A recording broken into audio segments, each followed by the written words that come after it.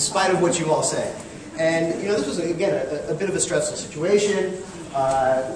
We never get that much attention, ever, no matter what we do. So there was a bit of weight we felt, and although there was a lot of pressure, we knew exactly what to do, and we don't have a simple tool set like you see there, but on the right of that we use mass spectrometers, and these are really elegant techniques for analyzing individual compounds, the chemistry of them, and for us this is like a bit of a TV show.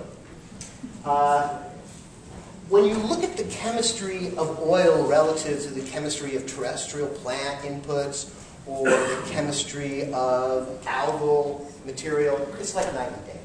If you look at petroleum, petroleum is made by thermodynamics, so it's a lot of temperature and pressure and heat, and there's a very, very equal distribution of molecules that develop. In terrestrial plants, on the other hand, you have a really isolated selection of molecules that are very abundant, and there are always odd numbers of carbon that are more abundant than even numbers of carbon.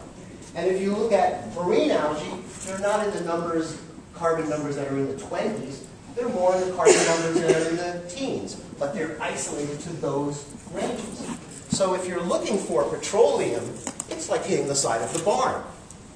And so we felt quite confident that if it was petroleum, we'd be able to find it. So I want you to look at the next graphs to see what you would see. So these are particles from 400 meters. The upper two particles here. This is from 1,000 meters. And this is clean water from off the coast of Florida, where there was basically no particles in the water. And you see no changes, no increases, no individual compounds.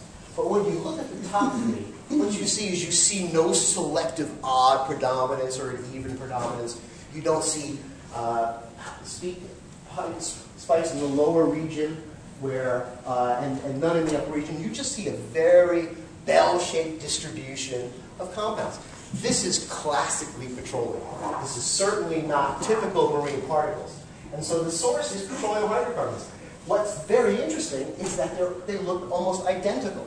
No matter where we went, they looked exactly like that. And still, to this day, the subsurface oil looks like this. It's not degrading.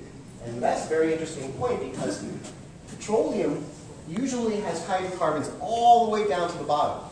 So something has eaten this, or there's been a process, chemical process, that has selectively isolated these components and delivered them into the subsurface oil, or delivered them into the subsurface.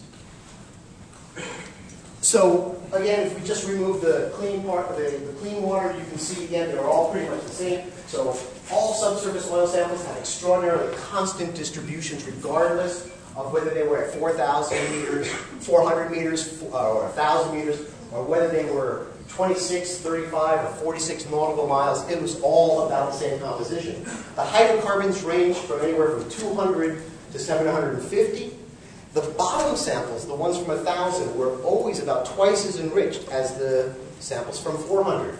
And with that gradient, with higher concentration at below than from above, it clearly suggested that the source was coming from below.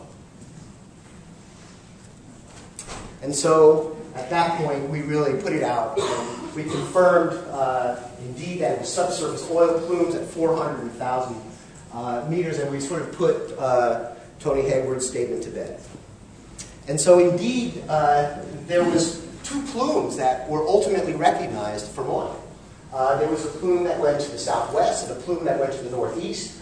The plume that went to the southwest was discovered by the group at Georgia and then published on by the Woods Hole group. To the southwest, it was limited to one layer, which was very interesting. And if you use different types of lighting, indeed, you could send down a submarine and you could actually take a picture of the window where you would see subsurface oil. And this was about 200 meters thick. So 200 meters is 600 feet thick. It's thick. To the northeast, you had two plumes, not one plume. One was set at 400 meters and one was set at about 1,000 meters. They were both about 30, 40 kilometers long and about 10 kilometers wide. And the one at 400 was about 30 meters thick. And again, the 1 in 1,000 was consistent. It was about 200 meters thick. So all of a sudden, we can start to put some knowns into these unknowns, and we can get into that later. The depths of the stable layers were both at 1,000 and 400 meters. The concentrations range from 200 to about 1,000 parts per billion, which is just at the toxic level from the EPA or NOAA's consideration. And we'll come back to that a little later.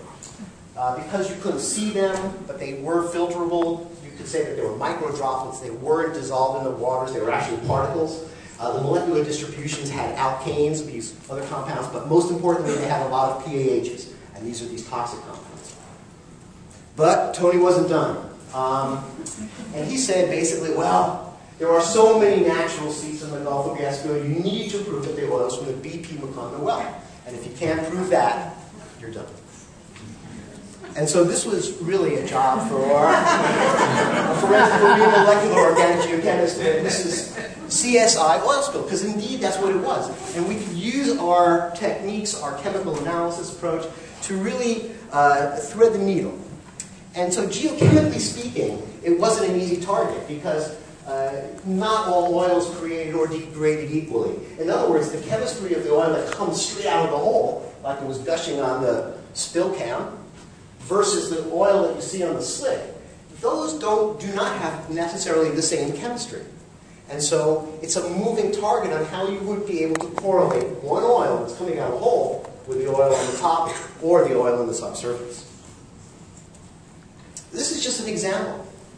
This is the oil that comes out of the Deepwater Horizon well bed. You can see there's all these light compounds, the gases, the methane, ethane, the butane, all of those really, really light molecular weight stuff that can dissolve into seawater. Then you have all of these other components. And this is the surface oil, which was really not debated whether it was BPs or not. But you can see just chemically that they don't look similar. You're removing this lighter component, but you still have a substantial amount left. Now, typically, well, I shouldn't say typically. So what we have next is a comparison of the BP oil that came right out of the well, the surface oil, and the subsurface oil. And what you can see is the chemistry is changing very sequentially. So as you look at the subsurface oil, all of these lighter components have been degraded, even more so than the surface oil. But what we do have is we have a whole range of compounds that are still there, that are still intact, both in the subsurface oil and in the BP Deepwater Horizon well. If we can measure some of the chemistry of these compounds, and these compounds have the same chemistry as in the subsurface oil as it does in the BP oil, I think we will. So this is some chemistry again, but what I just want you to look at is just the pattern. And what you see is these are each of the individual compounds, and this is a composition of an isotope of carbon. It's a stable isotope, it's not a radioisotope. And so this pattern, the values and the kind of perspective of trends, gives you a fingerprint at the molecular level. And so what we did is we took our subsurface oil, and if indeed it had the same isotopic composition in the range between here and here, which is the same range of compounds between C27 and C34, I think we would have a hit. Well, when the lab results came back, that's what we found. So the subsurface oil was indisputably from the BP Deepwater Horizon well. And at that point, we didn't have to dive through so many hoops. So really, the molecular compound-specific approach is essentially the equivalent of a chemical fingerprint, and obviously the BP, the 252 Deepwater Horizon well, is definitely the source of the subsurface oil. So at this time, we felt pretty confident, but then the agencies were getting involved, and one of the things that came out in the beginning of August was this notorious oil spill budget. I'm sure a lot of you have some familiarity with seeing this. And this developed a lot of consternation around this because the administration implied through this perspective that 75% of the